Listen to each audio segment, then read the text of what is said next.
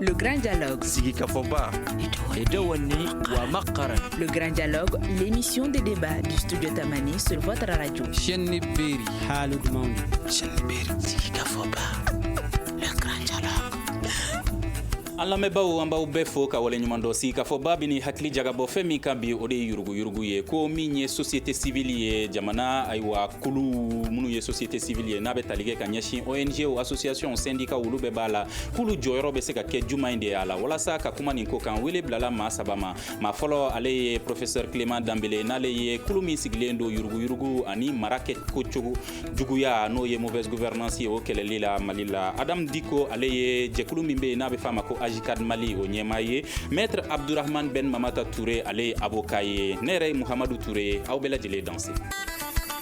Le grand dialogue. Ayiwa ko n'i ye yuruguyurugu ko kuma fɔ min ye layidu ye o talen don ɲɛmaaw fɛ min ye ayiwa cikan ye o dilen don cakɛda dɔw fana fɛ sɛgɛsɛgɛliw olu bɛ kɛ ayiwa min ye jamanadenw yɛrɛ fana ye olu b'a yira k'a fɔ k'u tɛ bɛn ni wale dɔw ye nka an bɛ don min na i ko bi a ko yɛrɛ bɛ bolo jumɛn de kan professeur Clément Danbele. Merci bien, monsieur Touré. An bɛ a filɛbaga n'a lamɛnbaga bɛɛ lajɛlen fo ka n tiɲɔgɔn minnu nana kuma na k'u fana fo. An bɛ se ka min fɔ Mali yuruguko la n'o ye layiru ye a tɛmɛna layiru ta kan a bɛ san 30 bɔ layiru de bɛ ta Mali kɔnɔ comme démocratie nana an bɛ nin kɛ yurugu kan ka kɛlɛ tan mais il faut qu'il y ait un ko dɔ de kɛ min b'a kɛlɛ tiɲɛ yɛrɛ la ani min bɛ se ka kɔta minnu bɛ yen k'u bali a ka kɛ Alpha Umaru Konare nana fanga la 92 a ko a ye baaraba dɔ dayɛlɛ ko kokajɛ ko ka kokajɛ a ma ko Mali kɔnɔ jɔn ka jɛ kelen filanan ATT nana san 10 kɔnɔ ATT ko k'ale tɛ dutigi malo ko hali n'a ye sonyɛli kɛ ko dutigi ni malo man kan maa min ma maloya ka sonyɛli kɛ e bɛ maloya cogo di k'o lebu sabula k'a ye jamana ta ta IBK nana ko kankelentigi an bɛɛ tugura kɔ ko kankelentigi don n'a ye min fɔ a b'a kɛ IBK tile la san 7 kɔnɔ tɛ se k'an bolo ɲɛsin fɛn kelen ma yugujugu la k'o kɛlɛ kɛra fo n'a kɛra cakɛda dɔw dayɛlɛ la o cakɛdaw yɛrɛ bɛ jamana nafolo dɔ de dun o cakɛdaw yɛrɛ dɔw sigilen don mun kan ka yugujugu kɛlɛ kɛ n'olu yɛrɛ ka baara kɛra yuruguyurugu ye sabu olu yɛrɛ balo bɛ yuruguyurugu de la n'a yuruguyurugu dabila a cakɛda si tɛ yen min bɛ ka yuruguyurugu kɛlɛ kɛ a kɛcogo ɲuman na o tɛ Mali kɔnɔ bi o tɛ Mali kɔnɔ bi i b'a sɔrɔ ni se tɛ dɔw ye i b'a sɔrɔ dɔw yɛrɛ t'a kɛ yɛrɛ i b'a sɔrɔ dɔw bɛ bɔ i n'a fɔ o tile na ɲɔgɔn na o k'u ye mɔgɔ 3 sɔrɔ san 5 kɔnɔ k'u ye zon 3 sɔrɔ kasɔrɔ Mali kɔnɔ i b'i ɲɛ tugun n'i bolo dara mɔgɔ 3 kunkolo k'a fɔ ko 2 ye zon ye mais n'i y'o kɔfɛ tuguni ni bandaw nana bandaw ko ale bɛ min ye impunité ye ka o kɛlɛ kɛ c'est-à-dire k'i ye fɛn kɛ fɛn tɛ bɔ a la ko ka b'o kɛlɛ kɛ ani ka yugujugu kɛlɛ kɛ bandaw man k'o fɔ dɔrɔn a ka kɛwale kɛ bi maliyɛn mɔgɔw bɛ kɛwale de la min b'a to sonyɛli in bɛ dabila min b'a to maliyɛnw joli minni bɛ dabila min b'a to n b'a sonyɛ ka n disi gosi ka waso na o bɛ dabila jamana kɔnɔ sabula an bɛɛ b'a dɔn gɛlɛya kelen pe de bɛ Mali kɔnɔ a kɛra jiko ye a kɛra kuranko ye a kɛra sirako ye a kɛra denmisɛnw ka kalanko ye a kɛra denmisɛnw ka baarako ye lakanabaliya fɛn fɛn n'i y'a bɛɛ fara ɲɔgɔn kan a bɛɛ bɛ taa sinsin banaba kelen la o bana kelen bɛ Mali kɔnɔ o ye dunkojuguya sonyɛli namara nkalontigɛ n'i y'o fara ɲɔgɔn kan dɔrɔn o sunba min bɛ yen o de kelen bɛ ka Mali yɛrɛ ka kansɛri ka bana bila an bɛɛ la wa n'an m'o de furakɛ an bɛ fɛn fɛn ɲini na an tɛ se k'o sɔrɔ donc layiru ta tɛ kɛwale de don k'a fɔ n bɛ nin kɛ o tɛ bilen a ka kɛ dɔrɔn an mago b'o de la bi. Adam Diko a ko bɛ bolo jumɛn de kan yuruguyurugu bɛ ka kɛlɛ yɛrɛ wa Mali kɔnɔ. Yuruguyurugu kɛlɛliko la Mali kɔnɔ an b'a ye k'a fɔ kuma caman de bɛ fɔ mais min ye baara kɛli yɛrɛ o tɛ kɛ parce que n'i y'a ta k'a lajɛ bi na cakɛda caman de bɛ yen mun ka baara ɲɛsinnen don ko k'a fɔ k'u bɛ yuruguyurugu kɛlɛ o cakɛda yɛrɛ caya ko kama an yɛrɛ b'an yɛrɛ ɲininka est ce que yuruguyurugu kɛlɛli yɛrɛ est ce que o bɛ olu arranger parce que n'i y'a ta n'i y'o cakɛda kelen kelen ka wari ta k'a lajɛ u ka fonctionnement yɛrɛ ta k'a lajɛ san kɔnɔ i b'a ye k'a fɔ o bɛ taa miliyariw la donc i b'i yɛrɛ ɲininka est ce que yuruguyurugu kɛlɛli yɛrɛ a ka di dɔw ye est ce que yuruguyurugu yɛrɛ ma kɛ a ma kɛ jago ye an bolo est ce que a ma kɛ jago ye an bolo n'i taara politiki kunda ka bɔ o kan fɛnɛ n'i y'a ta k'a lajɛ jamana faamaw ni faamaw kumana kuma a bɛ fɔ ko an bɛna nin wale in kɛ pour que ka yuruguyurugu kɛlɛ mais an tɛ wale ye an ɲɛna min b'a to yuruguyurugu bɛ kɛlɛ n'i ye transition in ta k'a lajɛ n bandaw ye Végal ka rapport minɛ k'a fɔ ko rapport in bɛna di justice ma pour que justice k'a ka baara kɛ ne bolo o nafa tun t'o bɛɛ la a ka kɛ dɔrɔn maliyɛnw mago bɛ min na bi o de ye a ka kɛ an ka ye n'i ye yuruguyurugu ta k'a lajɛ yɛrɛ an ka jamana yɛrɛ kɔnɔna na an ka sigida kɔnɔna na an ye yuruguyurugu kɛ fɛn ye i n'a fɔ fɛn min ni normal don parce que bɛɛ b'a kɛ presque n'i ye maliyɛn ta mɔgɔ tan i b'a sɔrɔ mɔgɔ 9 n'o ma yuruguyurugu kɛ yuruguyurugu kɛr'o ɲɛna ou bien yuruguyurugu kuma fɔra a ɲɛna donc a b'a yira na k'a fɔ an ka société yɛrɛ an bɛ ka taa cogo min na an dépendre de don yuruguyurugu la an kɛlen don ka yuruguyurugu kɛ fɛn ye fɛn min ye normal ye an ka autorités n'o ye an ka faamaw ye olu y'a kɛ normal ye an yɛrɛ minnu fana citoyen an yɛrɛ fana an yɛrɛ dege a la an ye an yɛrɛ adapté a la ni an ka secteur o secteur bɛ yen a kɛra kalan ye a kɛra kɛnɛya ye a kɛra lakana ye a kɛra secteur o secteur ye i b'a sɔrɔ ni secteur bɛɛ tiɲɛnen don yuruguyurugu kama wa bɛɛ kelen-kelenna ni min m'a kɛ o y'a témoin ye ou bien o y'a kuma mɛn mais an bɛɛ b'a fɔ ko a man ɲi an ti sɔn mais bɛɛ kelen-kelenna bɛ taa kɛ a ka niveau la donc du coup o de ye problème ye an ka société kɔnɔ bi pour que an bɛɛ k'a dɔn k'a fɔ n'i y'a ye an ti ka développer an bɛɛ mago bɛ changement min na n'i y'a ye o ti ka sɔrɔ yuruguyurugu ye a kunba dɔ ye pour que ka yuruguyurugu kɛlɛ e bɛ se k'a kɛlɛ niveau min na e k'a kɛlɛ yen fɔlɔ. Ayiwa est-ce que yuruguyurugu in kɛlɛli yɛrɛ a faamuyara Mali kɔnɔ wa Maître Touré? Bon ne bolo a faamuyara mais n y'a f'i ye cogo min n ka kuma tɛmɛnenw na a faamuyara nka an b'a kɛ cogo di a kɛɲa de t'an kɔnɔ sinon je pense que bɛɛ y'a faamuya k'a fɔ ko fɛn ɲuman tɛ mɔgɔ kelen-kelen fɛn fɛn ni n'a kumana a b'a sɛbɛntiya k'a fɔ ko vraiment fɛn ɲɛnɛman tɛ n'a kɛra a bɛ na ni tiɲɛni ye kɛnɛya kunda ekɔliso kunda sigida yɛrɛ labɛnni o bɛɛ hukumu kɔnɔna na mɔgɔ si t'a bɛɛ b'a dɔn k'a fɔ a ma ɲi mais an b'a kɛ cogo di an b'a kɛ cogo di dɛ an ka ko yɛrɛ koloma yɔrɔ ye o de an bɛ se ka mun de kɛ mun b'a to yuruguyurugu in bɛ ban ou bien a bɛ dɔgɔya parce que ni an y'a yuruguyurugu kuma fɔ kuma caman a bɛ kɛ tiɲɛni kɔfɛ de o b'a sɔrɔ tiɲɛni kɛra de tiɲɛni kɛra an b'a fɔ nin tun kan ka kɛ wari dunna mais yanni wari ka dun an bɛ se ka mun de kɛ pour que ni wari dira tilema ma a ka don nin da fɛ hali n'a ka di tilema ye a ka di ne yɛrɛ fana an tɛ se k'a bɔ o da fɛ donc n'an b'o yɔrɔ ninnu de sɔrɔ contrôle a priori ani ka processus kɛ de sorte que hali n'i y'a di zone yɛrɛ ma a ka don nin da fɛ a tɛ se k'a bɔ o da fɛ bon n'an ma an hakili jagabɔ o yɔrɔ ninnu kan an kɔni bɛ to ka danaya da ɲɔgɔn kan k'a di a ye nin kɛ n'a ye mais tiɲɛni kɔfɛ de an bɛ sɔrɔ ka na k'a fɔ a tiɲɛni kɛra bon an dun bɛ société min kɔnɔ Mali la yan c'est vrai que justice ko kuma bɛ fɔ mais bɛɛ ye balima ye bɛɛ ye somɔgɔma ye juge bɛ bɔ kabila dɔ de kɔnɔ o kabila fana bɛ du dɔ de kɔnɔ teriw b'a la jɛɲɔgɔnw b'a la mɔgɔw y'a jigi tugu ka tɛmɛ donc comment i bɛ se ka o mɔgɔ modèle fana minɛ k'a datugu culturellement o problème yɛrɛ bɛɛ bɛ poser hali ni e ye juge ye sini ne nana bila fɛn dɔ la ne y'i balima ye ou bien an ka surun ɲɔgɔn na ni e ye acte dɔ poser i ka baara yɛrɛ kɔnɔna na jigin bɛ kɛ ne na jigin bɛ kɛ e la plutôt donc o yɔrɔ ninnu fana bɛ sur le plan social f'an k'o yɔrɔ ninnu fana bɛɛ de jateminɛ k'a ye k'a fɔ ninnu bɛɛ bɛ se ka yuruguyurugu kɛlɛli nin bɛɛ b'a nagasi k'a fanga dɔgɔya kosɛbɛ donc f'an ka hakili jagabɔ kosɛbɛ nin yɔrɔ ninnu bɛɛ kelen-kelenna de kan pour que an bɛ se k'a ye k'a fɔ ni fɛn nana di juge ma a b'a ka baara kɛ jɛlenya la ani Ala a n'a hakilina ni ɲɔgɔn cɛ sans que société yɛrɛ bɛ pression k'a kan donc mɔgɔ caman bɛ yen bi-bi in na u ka baara ka d'u ye wa u b'a k'a kɛcogo la mais sigida kɔnɔna na ani hali u ka du yɛrɛ kɔnɔ lafiya t'u ye donc i kelen tɛ se ka bɛɛ kɛlɛ souvent parce que o fana phénomène fana bɛ yen mais f'an yɛrɛ fana bɛɛ ka faamuya ka intégrer kelen-kelen k'a fɔ an bɛ ka fɛn fitinin minnu kɛ o ɲɔgɔnna de bɛ kɛ sanfɛ o ne mago bɛ madame n'an kɛrɛfɛ k'a fɔ ko n mago bɛ par exemple tabali dɔ la k'a san pour que ka na n'a ye n ka so kɔnɔ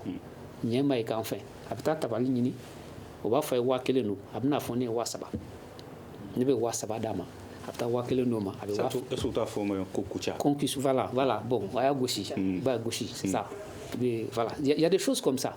au niveau également étatique o phénomène kelen de bɛ yen hali ni nana mɔgɔ ɲininka sisan n b'a fɛ ka nin yɔrɔ in san a tigi bɛ min est-ce que a tigi tɛ nin de après o sanni bɛ kɛ o tigi bɛna daga sigi da la c'est-à-dire foyi tɛ kɛ bilen n'i ma dɔ d'a ma ne ta ye jumɛn a la ne ta ye jumɛn donc f'an ka fɛn sɔrɔ fɛn bɛɛ la hali an tɛ se ka ɲɛ ɲɔgɔn ma bilen an bɛ baga autorités ma kuma caman mais an yɛrɛ ka milieu la an tɛ se ka foyi kɛ hali i tɛ se ka mɔgɔ ci ka taa fɛn san bilen n'a ma dɔ fara a kan i tɛ se ka taa fɛn san 1000 fɛn ni i ma kɛ mɔgɔ jɔlen o b'a feere ma 4000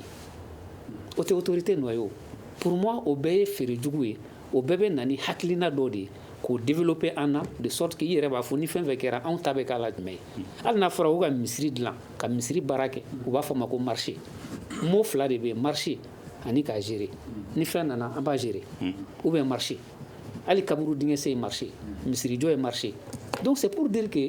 yuruguyurugu ni nin fɛn tali ninnu a b'an ka ko kɛcogo la an yɛrɛ b'a kɛ an tɛ bɔ a kalama o mɔgɔ modèle min b'o kɛ kabini i ma kɛ fɛn ye fɔlɔ fo ka n'i sigi baarakɛyɔrɔba kunna k'a fɔ faso ka nafolo bɛ e bolo donc i fana tɛ se k'a fɔ ko n b'a fɛ ka nin sira in dilan ka bɔ yan ka taa Kayi n'i ma fɛn sɔrɔ a la bɛɛ sigilen don n'o ye hali na ne nana sisan ko n bɛ n ka mobili feere e ye Clément wele ka na Clément ye mobili in san e bɛ tila ka na ne voir k'e ta ye jumɛn ye i bɛ taa Clément fana nɔfɛ i fana ta ye jumɛn ye c'est la même chose ni e ye chef de service i bɛna mobili 10 san i mana mobili 10 san hali n'i m'a ɲin'a fɛ a yɛrɛ b'a fɔ a b'a dɔn k'a fɔ an yɛrɛ ka taabolo la dɔ kan ka d'e ma donc ça c'est des choses qui sont en nous o b'an bɛɛ la kelen kelen wa an bɛɛ bɛ nin vécu mɔgɔ b'an bɛɛ bolo yan an si tɛ sɔn ka ci ka taa fɛn san parce que i b'a fɔ n'i y'a bila ka taa o bɛ dɔ fara kan an ma da ɲɔgɔn na donc an kana lajɛ k'a fɔ ko autorité dɔrɔn de don o fɛn modèle minnu b'an ni ɲɔgɔn cɛ an tɛ se ka hali comment on appelle service an ni ɲɔgɔn ye bilen foyi tɛ kɛ fu la bilen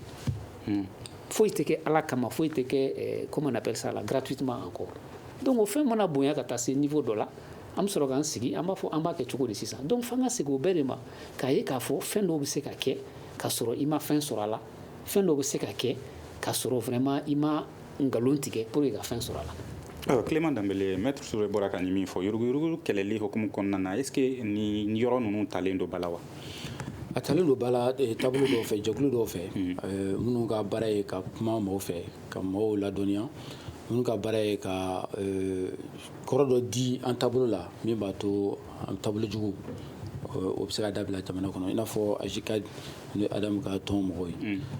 tɔn anw bɛ tɔn sira minnu kan bɛɛ n'i ta sira don an ka sira ye ka sɛgɛsɛgɛliw kɛ ka nɔbɔli kɛ ka sɔrɔ ka taa maître ninnu ka yɔrɔ la n'o ye kiribontigiw ye ka sɔrɔ ka taa a di olu ma walasa u k'i sigi nɔbɔ mais n'i y'a jateminɛ Ture ye kuma dɔ fɔ nafa bɛ kuma in na n bɛ kuma dɔ f'i ye bi mɔgɔ min wolola sonyɛli la ka mɔ sonyɛli la ka don ekɔli la ni sonyɛli a ye diplôme sɔrɔ sonyɛli la ka muso furu sonyɛli la a tila den sɔrɔ sonyɛli la n'i ko ko ka sonyɛli la o ye ala kama o sɔrɔ dabila o ka ala ko i sonyɛli yɛrɛ de i bɛ fɛn dɔ de bila min b'a bali ka sonyɛli kɛ a ma mɛn fɔlɔ o an bɛɛ y'o ye yan nɔ musokɔrɔba b'a ka marabaatiga sarada da la i bɛ marabaatiga cɛ i bɛ dɔrɔmɛ 5 da hali ni a kisɛ dɔ kolonkola ka na bila i ka marabaatiga i b'a ta ka bɔ a la nka bi n'i ka musokɔrɔba bɔra ni marabaatiga ye bulonda la k'a bila o taa ni musokɔrɔba ni marabaatiga ni tabali bɛɛ ye o b'a yɛrɛ ka fɔ yuruguyurugu donna an joli de la k'an bila fɛn dɔ la fo ka na kɛ an yɛrɛ bɔra an taabolo kan pewu an ka danbe ni yɛrɛdɔn o danna Sunjata fasa ni Damɔzɔn ni Se Jose fasa ma an yɛrɛ t'a dɔn k'a fɔ k'an bɛ taa yɔrɔ min na an b'o kɛ parce que an yɛrɛ de nɔ don fɔlɔfɔlɔ n'i tun taara mɔgɔw ka bureau kɔnɔ Ture ninnu y'o ye hali u ma mɛn fɔlɔ ka taa mɔgɔw ka bureau kɔnɔ n'a ye service rendu ye n'i ko ko i b'i bolo don i poche kɔnɔ n'i ko ko a ye jɔ n ka worosɔngɔ d'i ma fo dɔw tɛ mɛn wɔsi ne yɛrɛ y'o ye ɲɛna Bamakɔ yan fonctionnaire b'a ka bureau kɔnɔ n'i ko i bɛ wari d'a ma a bɛ wɔsi a bɛ gêner a b'a fɛ k'i ka taa n'i ka wari ye nka bi bi in na n'u b'i wele k'i kani de ko n ka 20% a b'a denkɛ fɔlɔ yɛrɛ ci ko taa fɔ Ture ɲɛna ko an y'a fɛn min kɛ ko a ka n ta bila ka na denkɛ yɛrɛ bɛ ka former pour que a k'a dɔn k'a fɔ ko n'i ye directeur ye baarayɔrɔ la n'i ye baara dɔ kɛ jamana kɔnɔ i ta kan ka d'i ma denkɛ yɛrɛ bɛ ka former k'a cogoya ta anw de b'an denw dege sonyɛli la an b'an musow furu sonyɛli la wa k'a daminɛ président na fo ka n'a bila Mali planton na baarayɔrɔ tɛ Mali kɔnɔ sonyɛli tɛ kɛ yɔrɔ min na o tɛ yen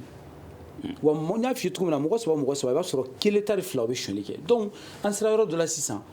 min y'a kun ye dɔwɛrɛ tɛ miɲɛtɔya ni natabaya ani n ka sira tɛ tɔw ta la miyankɛkili bɛ n yɛrɛ de la o y'a fɔlɔ ye a filanan i bɛ taa sɔrɔ koba dɔ bɛ jamana in kɔnɔ yan ka min b'a ɲɛmɔgɔ tɔn filɛ n'an y'o lajɛ i b'a sɔrɔ jamakuluba 3 de nɔ ye Mali yuruguyurugu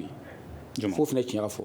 a jamakulu fɔlɔ o ye anw ye mɔgɔ kalannenw ani minnu bɛ taa don politiki la Mali yuruguyurugu sunba o de Mali politisiyɛnw ani Mali mɔgɔ kalannenw olu de ye Mali janfa o y'a mɔgɔ groupe fɔlɔ ye a jamakulu filanan o ye ɲamakalaw ye olu minnu kan ka mɔgɔw hakili jigin danbe la k'a fɔ i kana nin kɛ i faama nin kɛ i bamanan kɛ olu kɛra solencilaw ye olu de b'i bila ka taa sonyɛli kɛ sabu i sigilen fadenkɛ kɛrɛfɛ a b'a fɔ ko i fadenkɛ ye mobili d'ale ma ko k'i fana ka wuli ka kuma f'a ye micro d'i ma ɲamakalaw de kɛra sababu ye hɔrɔn bɛɛ kɛra zon ye Mali kɔnɔ yan u ka hakili to mais tiɲɛ fɔ kuma sera Mali kɔnɔ a groupe sabanan o jumɛn ye o y'an ka diinɛ ɲɛmaaw ye an ka diinɛ ɲɛmaaw yɛrɛ kɛra n'u tɛ min ye micro siri ka da la ni miliyari t'i kun a tɛ kɛ n'u ye kuranɛ kalan di ka so dɔrɔn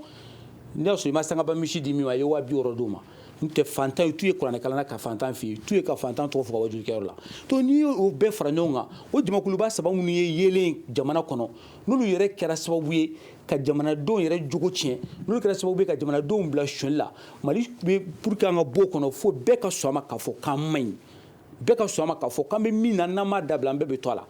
o la an bɛ sɔrɔ k'a ɲɛ yɛlɛ ka ɲɔgɔn filɛ k'a fɔ ayiwa n'an ye zon ye an tɛ sonyɛli in dabila ten walasa an ka fɛn dɔ to an denw n'a mɔdenw ye Mali kɔnɔ yan n'o tɛ an bɛɛ bɛ to a la. I ko ko Kami b'a ɲɛmɔgɔ de tɔn filɛ min ye bandaw a n'a ka kuluw ye u y'a fɔ u sigi tuma la k'a fɔ ko k'u bɛɛ lajɛlen bɛ n'u ka nafolo hakɛ yira an bɛ don min na i ko bi est-ce que u ka wale kɛra wa. Bon ne m'a ye i m'a ye o ye exemple dɔ ye bandaw ko u n'u ka nafolo de la u ye tile normalement min bɛ charte de la transition kɔnɔ o ye tile fila 48 heures n'a sigira dɔrɔn a taara min kɛra ka t'i kale mɔgɔw ɲɛkɔrɔ n'a o kɛra don min na tile fila kɔfɛ a ka bien bɛɛ kan ka déclarer mais n ko tile 20 kɔfɛ ne tun bɛ ka plateau kan yan ne ko n k'a ma déclarer parce que ne yɛrɛ demande kɛ cour suprême la olu ko k'olu m'a sɔrɔ fɔlɔ o ko kalo kelen ni kɔ de o kɔfɛ a fɔra k'a déclarer mais fo bi alors qu'a fɔra ko ça doit être rendu public mais fo bi an m'a rendu le public alors qu'an ko ka min dabila Mali kɔnɔ o ye k'a bila enveloppe kɔnɔ ka taa di ɲɔgɔn ma tuma dɔ la fɛn tɛ enveloppe in kɔnɔ yɛrɛ koyi u b'a fɔ k'u ye bien déclaré foyi t'a kɔnɔ mun b'i bali i ye fɛn min b'i bolo i natɔ k'o yira k'a yira jamanadenw na k'a fɔ ne jɛlen don n tatɔ n ye fɛn min sɔrɔ n b'o fana yira mais jamanadenw bɛ se ka mara kɛ cogo di e bɛ se ka mara kɛ jamanadenw kunna cogo di k'a sɔrɔ e yɛrɛ jɛlen tɛ jamanadenw t'a dɔn k'a fɔ ko e bɛ sira min kan k'o ye sira jɛlen ye i bɛ se ka fɛn bɛɛ fɔ i da la mais ni jogo man ɲi fo ka diɲɛ wuli i tɛ se ka mɔgɔ wɛrɛ jogo ɲa o la Kami b'a ɲɛmɔgɔ tɔn filɛ n bɛ sigi a kan fo jamana ɲɛmɔgɔw k'a dɔn k'a fɔ ko u jogow de bɛ ta jamanadenw ma an b'a fɔ ko jamanadenw de man ɲi ko jamana ɲɛmɔgɔ de man ɲi parce que jamana ɲɛmɔgɔ de bɛ sariya ta ale de bɛ se ka nɔbɔli kɛ wa ale de b'a jira fana ko IBK ka fanga tiɲɛna cogo di i bɛ hakɛ to tuma min na IBK nana 2014 IBK ko k'a bɛ yurugu kɛlɛ kɛ mais kabini avion sango kɛlɛ wulila dɔrɔn IBK dabɔra yurugu kɛlɛ la parce que ale yɛrɛ kɛrɛfɛmɔgɔw yera yurugu la hali n'ale yɛrɛ kun tɔgɔ t'a la directement a kɛrɛfɛmɔgɔ yera la donc a ka kumada banna danaya bɔra ni jamanadenw cɛ fo ka bɔ fanga la wa Mali fanga bɛɛ bɛ tan o kɔfɛ mɔgɔ minnu yɛrɛ kan ka kuma ka waso k'an miiri jigin an danbe la k'i lamaloya o ye ɲamakalaw ye olu de b'an bila sonyɛli la karamɔgɔw olu b'an bila sonyɛli la mɔgɔ kalannenw olu bɛ siran o bɛɛ kɛra nataba ye. mais Ture an bɛ don min na i ko bi o wale ninnu jɛyali n'o ye wale min mana kɛ ni k'a lase jamanadenw ka se k'a dɔn fɛn min kɛra mun de bɛ k'o bali jamana kɔnɔna na ka d'a kan Maître Clément bɔra k'a fɔ sisan na k'a fɔ ko min ye autorité o ɲɛmaaw olu ka nafolow dɔɔni ye ko bi na dugudenw t'a dɔn n'a kɛra walima kelen n'a ma kɛ. Bon o yɔrɔ in na badaw ta in na moi je pense que yɔrɔnin fitinin b'a la comme an bɛ hakili falen na par exemple déclaration fɔra ka kɛ délai minnu kɔnɔ n'i ye contexte jateminɛ badaw taara choisi cogo min na matériellement a ka gɛlɛn k'a fɔ k'a bɛ se ka déclaration kɛ tile fila in kɔnɔ parce que a ma campagne kɛ a ma préparé Alpha Talla par exemple élection kɛra avril fo ka na fin kɛ juin après 2 mois après investiture ni fɛnw kɛra donc il y a suffisamment de temps nin nana cogo min na cɛkɔrɔba apparemment a tun b'a ka foro la a tun y'a sen bɔ fɛn bɛɛ la donc n'a nana k'i ka bien déclarer o la c'est sûr que a bɛ gɛlɛya i bolo parce que i ka papier bɛɛ t'i bolo kɔrɔ i bɛ fɛn dɔw ɲini ka fara ɲɔgɔn kan bon i b'a kɛ ni hakili ye pour que i kana ɲinɛ ka dɔ bila la ou bien ka na fɛn k'a la mun man ka k'a la donc o fili ninnu kɔnɔna na ani ko yɛrɛ girinna ka don a bolo cogo min na audience ni fɛn caman bɛ yen donc o bɛɛ bɛ se ka expliquer k'a fɔ a ye retard dɔɔni ta min na mais k'a fɔ k'a tɛ déclarer n t'o justifier dɛ mais je veux simplement expliquer que a bɛ se ka expliquer par le fait que a ma préparé a kama a kɛra ko cunnen mais bon dans la déclaration des biens en tout cas il a fait une déclaration qui a kan ka kɛ yɔrɔ min na maintenant au lieu à publier olu m'a publié vraiment moi de mon point de vue ce que je sais c'est que audience publique a kan ka kɛ dans une audience publique kɔrɔ ye dayɛlɛlen no bɛɛ bɛ se ka don audience publique kɔrɔ tɛ k'a bila journaux kɔnɔ les audiences sont publiques an bɛ kɛ ka bureau kɔnɔ si on doit faire une audience publique an bɛ dayɛlɛlen to. Mais ni dayɛlɛnna est-ce que kunnafonidilaw bɛ se ka don? Non, c'est pour te dire que audience publique kɔrɔ ye dɔrɔn salle kɔnɔna na bɛɛ bɛ se ka don a bɛ kɛ bɛɛ ɲɛna mais o kɔrɔ tɛ k'a fɔ ko k'a bila journal la interprétation b'a niveau la. Kunnafonidilaw olu tɛ se ka don ka o kunnafoni. Mais ni kunnafonidilaw donna ils peuvent rentrer audience publique la bɛɛ de bɛ don peut-être kunnafonidilaw ma bɔ a don kalama. Mais e yɛrɛ bolo ko jɛlen don wa? Moi je ne sais pas moi je te fais là-bas moi je ne sais pas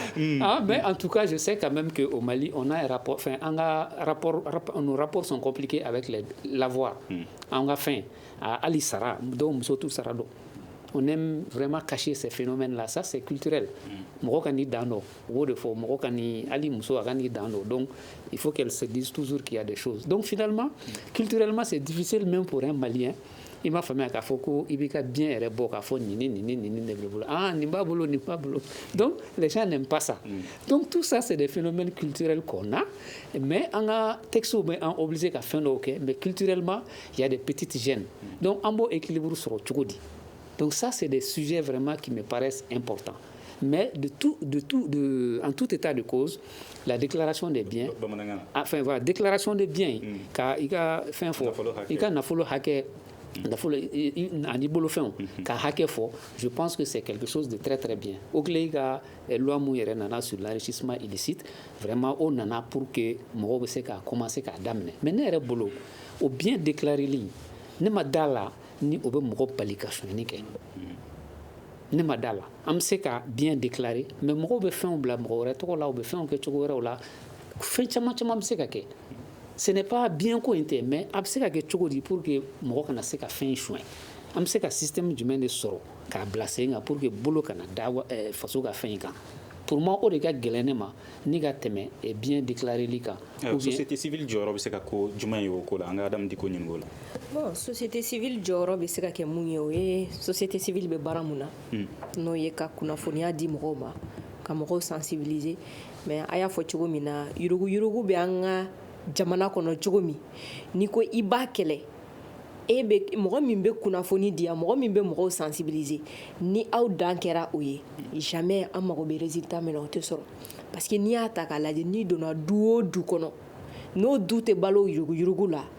o du ka sababu dɔ ye yurugu ye donc ni e nana k'a fɔ ko e bɛ kunnafoni min di olu ma ko kunnafoni di de k'a to olu ka o dabila olu yɛrɛ bolo olu dahirimɛ de sirilen b'o la n'u ma o kɛ u ti balo e ka kunnafoni di a tɛna nafa foyi ɲa kunnafoni in dili o ma a bɛ u permettre ni hakilina ɲuman bɛ mɔgɔ min na o kana kɛ ou bien o ka dabila mais o kɔfɛ il faut que justice ka baara ye mun ye c'est-à-dire ni mɔgɔ min ni ɲangini min ka kan o ɲangini ka da o kan tant que ni ɲangini ma kɛ a ko kɔnɔna na a tɔ bɛ to an bɛ min fɔ i b'a kɛ foyi tɛ bɔ a la parce que bɛɛ dahirimɛ bɛ yurugu la bɛɛ bɛ yurugu kɛ hali ni e yɛrɛ min n'i ye baara kura sɔrɔ ni mɔgɔ taara fɛn d'i ma so i ka so u bɛ taa ni malo bɔrɔ dɛ sukaro bɔrɔ dɛ misi ka taa d'i ma ni mɔgɔ min banna la i b'a ye k'a fɔ o tigi yɛrɛ de kɛrɛfɛ mɔgɔw bɛ n'a fɔ a ye ko danga bɛ e kɔ bɛɛ b'a minɛ a bɛna d'i ma souvent i b'a sɔrɔ ni mɔgɔ min tɛ sɔn yurugu ma mɔgɔw bɛ don a tigi a muso kan ou bien u bɛ don a denw kan donc du coup c'est devenu a kɛra phénomène min hali ni e ko k'i t'a la mais i b'a sɔrɔ i muso b'a la i b'a sɔrɔ i den b'a la i b'a sɔrɔ i dɔgɔnin b'a la a kɛli tɛ problème ye bilen a kɛbaliya de kɛlen don kɛbaliya de problème ye mɔgɔw bɛ se ka bali cogo di pour que a kana kɛ wa mɔgɔw balili k'a kɛ o de ye kana opportunité di mɔgɔ ma n'i y'a ye bi bi na mɔgɔ kelen bɛ se k'a fɔ ko ale ye miliyari 10 miliyari 20 suɲɛ o y'an ka système de ma ye sinon mɔgɔ kelen bɛ se ka miliyari 10 miliyari 20 miliyari 100 sɔrɔ cogo di ale kelen ka se ka o suɲɛ o kɔrɔ de an ka système bɛ ma ni corruption ta k'a lajɛ corruption facteur fɔlɔ o ye ka opportunité di mɔgɔ ma c'est-à-dire k'a possibilité di a tigi ma a k'a kɛ n'i y'a ye a bɛ fɔ ko zone bɛ yen an ye possibilité de d'a tigi ma n'i ye 2000 da yan sisan bɛɛ bɛ don bɛɛ bɛ bɔ i ye opportunité di dɔ ma a k'a ta k'a bila poche kɔnɔ donc o opportunité in de kan ka kase mais exemple ta dɔn ni min ye polisiw ye bi polisiw bɛ jɔ sirada la polisikɛ min b'i fiyɛ ale de fana b'a fiyɛ i ka infraction ye min ye ale de fana b'a fiyɛ i kan ka wari min sara wa wari in bɛ di ale de ma dès lors opportunité bɛ yen nɔ parce que n'a y'i fiyɛ peut-être ni fɛn min ye 100 a bɛ se k'a f'i ɲɛna k'a y'i fiyɛ 400 fɛn de la pour que i ka 400 sara e bɛ 400 di jɔ ma i b'a di ale de ma récit t'a la foyi t'a la donc an ka baara kɛra cogo ka mɔgɔw sensibiliser k'a fɔ mɔgɔw ɲɛna n'i taara carte d'identité ta carte d'identité prix ye 200 i kana fɛn wɛrɛ sara min tɛ 200 mais tant que policier min b'a fɔ a ye 1000 o policier kelen de bɛ se ka 200 in minɛ tant que a bɛ wari di o policier in de ma yurugu a kɛlɛli a bɛ gɛlɛya kosɛbɛ donc pour que o ka se ka ban il faut que opportunité min bɛ yen o opportunité in ka kase sinon n'i ko k'i bɛ sensibilisation kɛ dɔrɔn ko mɔgɔw k'a dabila mɔgɔ caman de dahirimɛ mɔgɔ hakɛya min dahirimɛ sirilen don yurugu la Mali la a ti o mɔgɔ hakɛya tɔɔrɔ donc du coup a dabilali a bɛ gɛlɛya kosɛbɛ société civile b'a ka baara kɛ dɛ mais a ka kan mun ye justice ye u k'a ka baara kɛ min ye politique ye u ka opportunité yɛrɛ de kase pewu pour que mɔgɔ kana opportunité sɔrɔ walima k'a fɔ k'i ye suɲɛni kɛ ayiwa est-ce que société civile b'a ka baara kɛ a ɲɛma yɛrɛ Clément Dembele caman b'a jɛ parce que n'i y'a jateminɛ association min bɛ Mali kɔnɔ a ka ca a bɛ taa fo 26 hakɛ la. nafa b'o bɛɛ la. ayi a caya ko tɛ mais o bɛ min kɛ terrain kan parce que association sigi kun tɛ n bɛ kɛ président n bɛ kɛ secrétaire général ye association bɛɛ bɛ sigi n'akilina dɔ de mais pour que association yɛrɛ bɛ se ka baara kɛ i b'a jateminɛ minnu bɛ association na est ce que olu yɛrɛ bɛ se ka ko kɛ u yɛrɛ ka sɔrɔ u ma sɛmɛ mɔgɔ la Mali société civile gulonnen don Mali politiciens caman na. Ni association sigira i b'a sɔrɔ u bɛ taa ka taa parrain ɲini ou bien u bɛ taa ka taa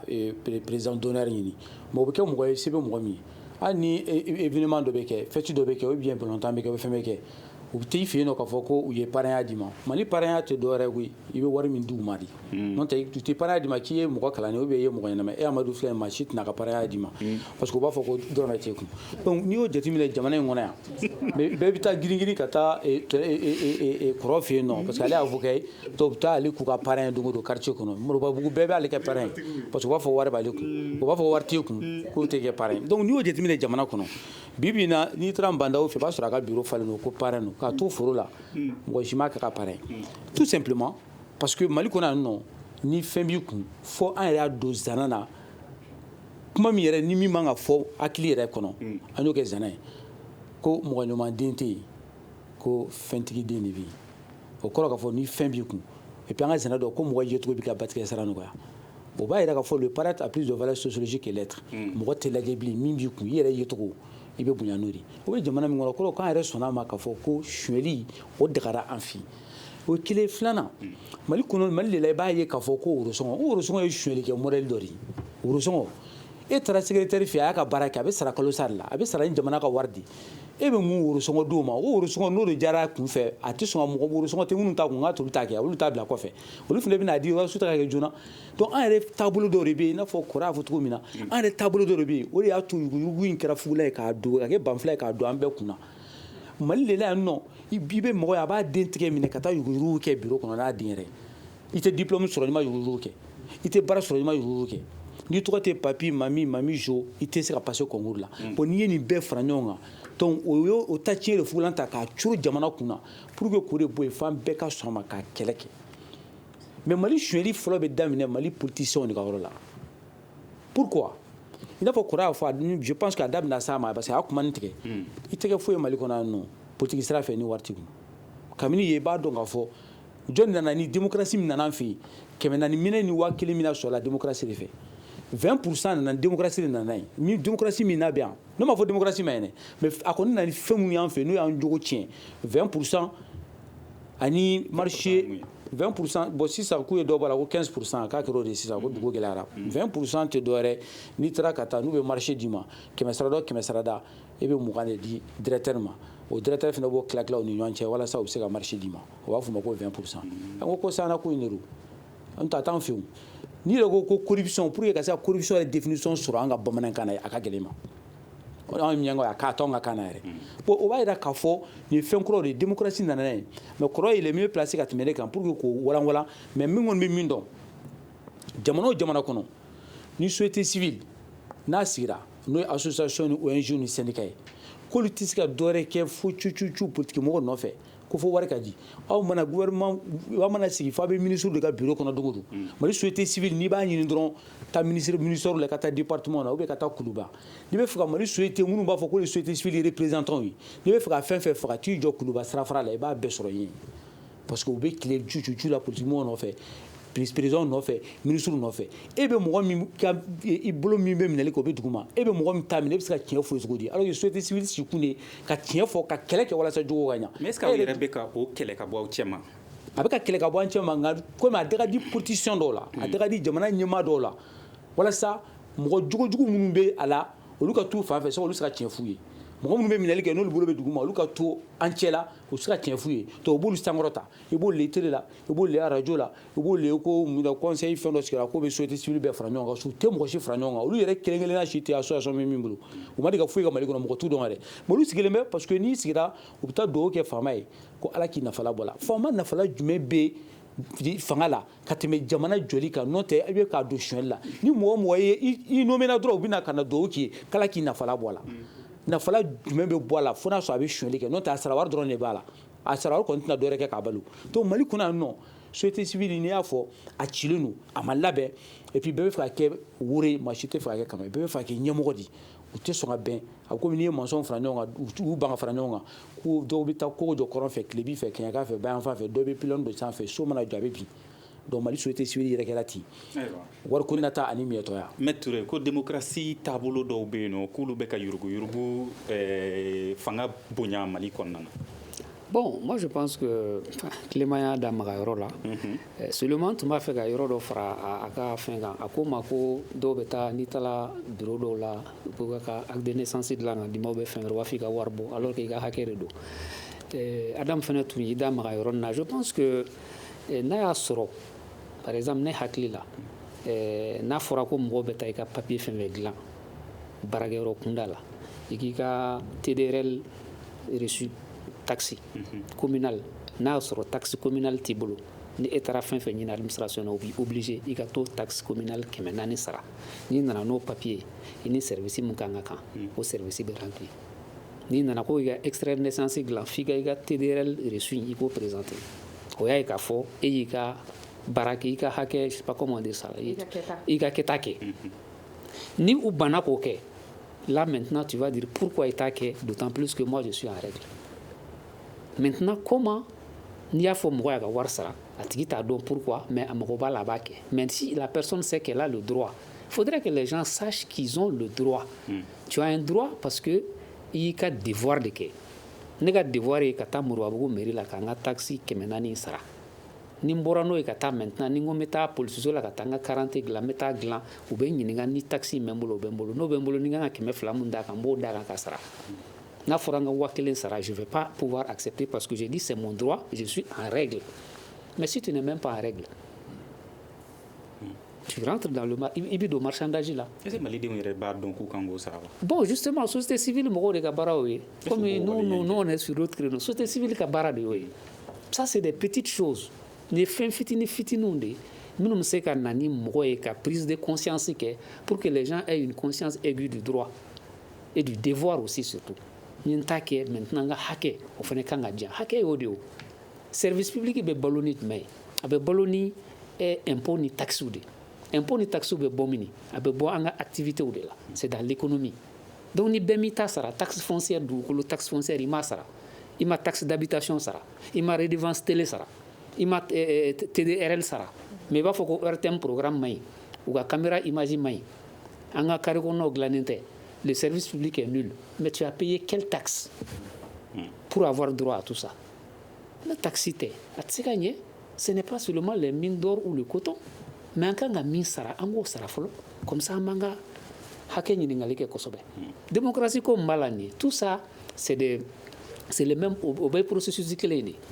i m'a faamuya donc jamana marali démocratie ye bɛɛjɛ fanga de u b'a fɔ ko bɛɛjɛ fanga don an ka k'o ye mais bɛɛjɛ fanga pour que i k'a sɔrɔ vote dɔrɔn tɛ mɔgɔ permettre ka kɛ bɛɛjɛ fanga marala ye quoi modèle wɛrɛw bɛ yen pour que an t'olu essayer donc n'an tora vote dɔrɔn na vote bɛ wariko de fɔ n'a fɔra n ka meeting kɛ balontan terrain dɔ kan ka sotaramaw ta ka jakartatigiw sara ka musow mobiliser dɔnkilidalaw ni fɛnw ka na fɛnw kɛ cogo fɛn i bɛ wari de bɔ ou bien n bɛ taa fourager ou bien n bɛ kɔlɔnba sen an bɛ nin kɛ tan n bɛ nin kɛ i bɛ wari de bɔ pour pouvoir que i ka se ka kɛ ɲɛmɔgɔ ye ni e y'o ɲɛmɔgɔya sɔrɔ i bɛ mun de kɛ mɔgɔ minnu don ni jigi kɔrɔ k'i financer n'u nana u fana b'a fɛ ka u ka wari labɔ i bɛ baara dɔ d'a ma hali ni baara ɲɛnama tɛ mais a bɛ wariba k'a la comme ça a bɛ wari minɛ a b'a ka fɛn ladon bɛɛ b'i ta ɲɛnabɔ bɛɛ bɛ taa mais comment an bɛ se ka o wariko in yɛrɛ bɔ a la wariko bɛ se ka bɔ a la ni cogoya caman ye an bɛ se ka kalafili ni fɛnw jateminɛ o kɛra yan o kɛra Damɔzɔn tile la o kɛra mɔgɔ caman tile la mais mɔgɔw bɛ se k'a fɔ ko vraiment fɛn mun don c'est quelque chose qui n'est pas sérieux ou bien c'est pas bien mûri parce que on est formaté intellectuellement an kunna hali sini faransi mana vote yɛlɛma k'a kɛ tirage au sort ye i b'a ye Mali bɛ don a la an b'u kɔnɔ pour que o k'a kɛ mais comment an bɛ se ka wari bɔ an ka fɛnw na cogo min ne yɛrɛ bolo an bɛ se k'o fɛn ninnu jateminɛ expérimenter ça de manière territoriale m'a fɔ an ka girin ka fɛn bɛɛ changer dɛ mais de manière territoriale n'an sera k'o expérimenter an ka togodaw ni mairie kunda yɛrɛ ne yɛrɛ bolo fɛn bɛɛ kan ka daminɛ au niveau des mairies n'an ma se ka baara mun daminɛ mairie niveau la foyi tɛna se ka se sanfɛ parce que commune bɛɛ bɛ mairie de bolo donc an ka essayer k'an réfléchir comment an bɛ se ka an ka taabolow dilanni daminɛ duguma yan'an ka se fo sanfɛla ma. Adam Diko, société civile kan ka mun de fara a ka baara kan bi walasa yurugu kɛlɛli sira kan taa ɲɛ ka y'a la? Ok, yani n ka se ka question ma, je pense que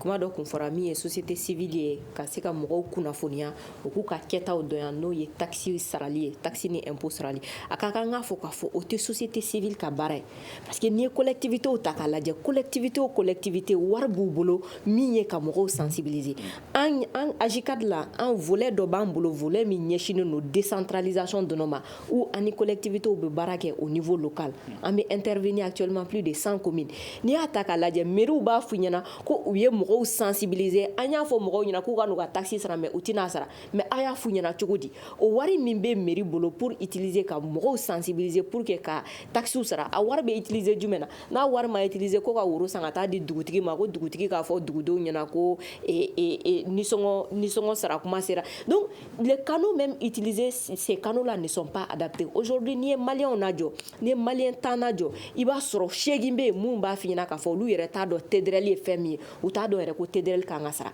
u t'a dɔn fɛnɛ mɔgɔ minnu kan ka parce que bɛɛ tɛ TDRL sara dɔw b'a sara dɔw man kan tɛ k'a sara dɔw exemplen don u t'a dɔn jɔn kan ka sara jɔn man kan tɛ k'a sara mɔgɔw t'o dɔn donc mɔgɔ tɛ fɛn min dɔn a ka gɛlɛn k'a fɔ k'u b'a kɛ anw ye société civile mais n'i ye société civile ka moyen o tɛ foyi ye état ka moyen kɔrɔ anw ka moyen ye jumɛn o ye ka taa communes kɔnɔ an cayalen ba bi fanga min bɛ anw na o ye ka taa commune a kɛra cogo cogo commune 300 mais Mali ka ca ni commune 300 état dɔnna k'a fɔ télé la k'a fɔ ko TDRL ye nin de ka o session ninnu olu ka to ka kɛ taxe ninnu kan k'o ɲɛfɔ citoyens ɲɛna ça c'est des gros moyens ça c'est l'état ça c'est les collectivités mais o tɛ utiliser k'a kɛ moyen fitininw bɛ utiliser kɛrɛfɛ mɔgɔ t'a sara n'i ye o taxe ninnu fana sarali lajɛ i b'a ye k'a fɔ corruption fana bɛ autour de ça déjà an ka taa sugu dɔnɔ kɔnɔ sugu la mɔgɔw bɛ wari mun sara ko sale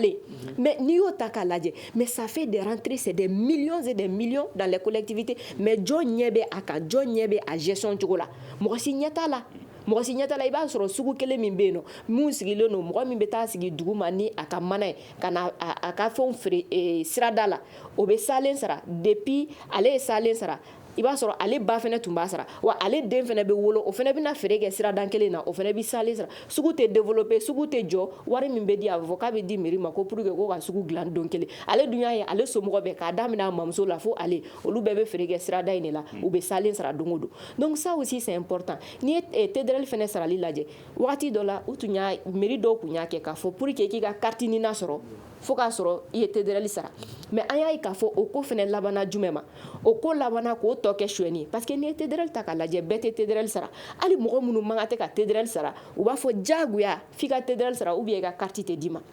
muso min ye kɔnɔɲɛ 4 kɛ o tɛ TDRL sara mɔgɔ min ye écoleden s'il est à temps plein o tɛ TDRL sara cɛkɔrɔba o tɛ TDRL sara mais an y'a ye k'a fɔ u tun bɛ nin bɛɛ bila TDRL sara la o kɔfɛ fɛnɛ a tun bɛ fɔ de ko 600 in ko o ye carte nina sɔngɔ de donc e bɛ 600 di i ka carte nina bɛ d'i ma mais reçu tɛ d'i ma donc tu ne sais pas n'o y'a sɔrɔ e ye wari min sara ni a donna TDRL la ou bien n'a ma don TDRL la donc là aussi le régisseur celui qui donne le reçu c'est celui-là qui prend de l'argent à ce niveau aussi il y a de la corruption et ne bɛ se ka reçu di mɔgɔw ma bi mais n b'a fɔ n ko reçu tunu n'an bolo possibilité bɛ jɔn bolo k'a contrôler puisque ne de bɛ wari minɛ ne de bɛ reçu di donc à ce niveau aussi il est important de lutter contre la corruption pour que mɔgɔw ka se ka da hali collectivités la ka se ka u